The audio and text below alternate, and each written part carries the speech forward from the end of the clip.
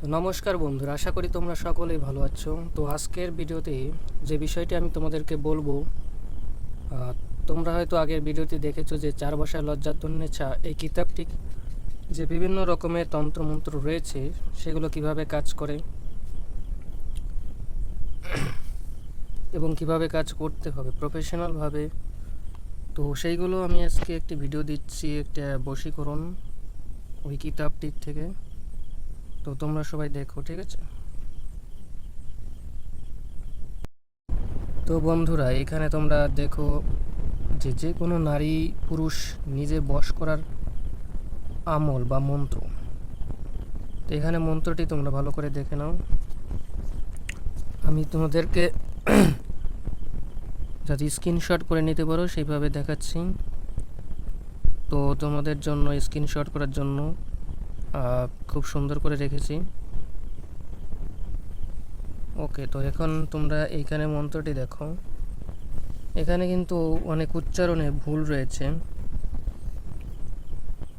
যেমন দেখতে পাচ্ছ আল্লাহ, এখানে হটা লেখা হয়নি।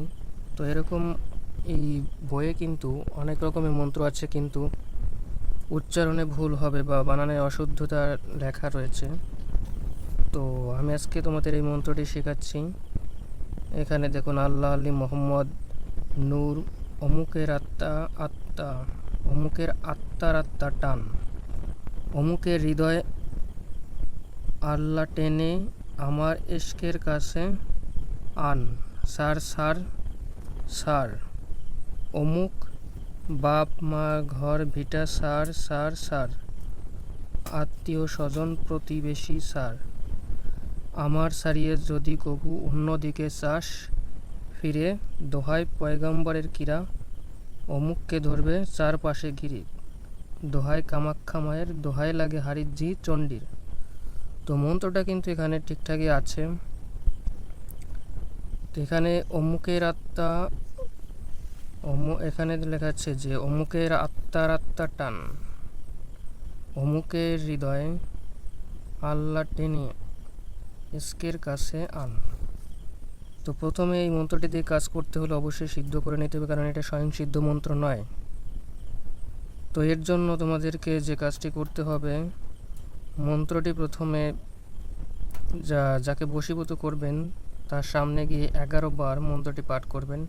এই অমুকের স্থানে তাদের নাম নিতে হবে, ঠিক আছে? এইটা করতে হবে হলো 7 দিন। তো 7 দিন করলে পরে তাহলে সেই মেয়ে হোক অথবা ছেলে হোক, যদি আপনি কোনো ছেলে হন তাহলে আপনি যদি সেই মেয়েকে বশ করতে চান তাহলে সেই মেয়ে বশ হবে 7 দিন। তো এই 7 দিন হলো কাজটা করতে হবে। তো প্রতিদিন 11 বার পাঠ করে সে মেয়ের সামনে গিয়ে 11 বার পাঠ করতে হবে আর কি, ঠিক আছে? 11 বার পাঠ করে মেয়ের দিকে একটা ফু দেবেন, আর কিছু করতে হবে না। তো এখানে লেখা আছে যে সঠিকভাবে প্রয়োগ করলে 100% রেজাল্ট পাবেন, গ্যারান্টি। তো এটা আমি নিজে বলছি না, তো মন্ত্রটা এখানে অনেকটা ভালো লাগছে, যার কারণে আমি এই মন্ত্রটা দিলাম। কারণ এই মন্ত্রটা দিয়ে কাজ হতে পারে যদি আপনি সিদ্ধ করে নেন। তো সিদ্ধি লাভের জন্য আপনাকে অবশ্যই মন্ত্রটি শনিবার, মঙ্গলবার অথবা অমাবস্যা, পূর্ণিমা অথবা গাস্যির দিন অথবা গ্রহণ, যখন গ্রহণ লাগে চন্দ্রগ্রহণ বা সূর্যগ্রহণ, সেই সময় বেশি বেশি করে পড়লে পরে এই মন্ত্রগুলো, যে কোনো মন্ত্রগুলো সিদ্ধি লাভ বা সফলতা খুবই দ্রুত হয় এবং সেই মন্ত্রের কার্যকারিতা বেশি হয়। তো অবশ্যই সেইগুলো বিচার করে তোমরা অবশ্যই মন্ত্রটি শনিবার, মঙ্গলবার অথবা অমাবস্যার দিন ভালো করে মন্ত্রগুলো মুখস্থ করে নেবে। কম করে 108 বার জপ করবে। এরপর ধীরে ধীরে এভাবে এক অমাবস্যা থেকে আর এক অমাবস্যা চলে গেলে তখন মন্ত্র দিয়ে প্রয়োগ করতে পারেন। একবার পরীক্ষা করে দেখবেন যে কাজটা হচ্ছে কি হচ্ছে না। তো অবশ্যই সঠিকভাবে শিখবেন, মন্ত্রের জন্য কোনো উচ্চারণে ভুল না হয়, কারণ ভুল পাঠ করলে কোনো কাজ হবে না। তো সেই দিকটা আপনাদের মাথায় রাখতে হবে। তো আশা করি তোমাদেরকে এই মন্ত্রটা তোমরা কিভাবে কাজ করবে সেটা অবশ্যই বুঝতে পেরেছো।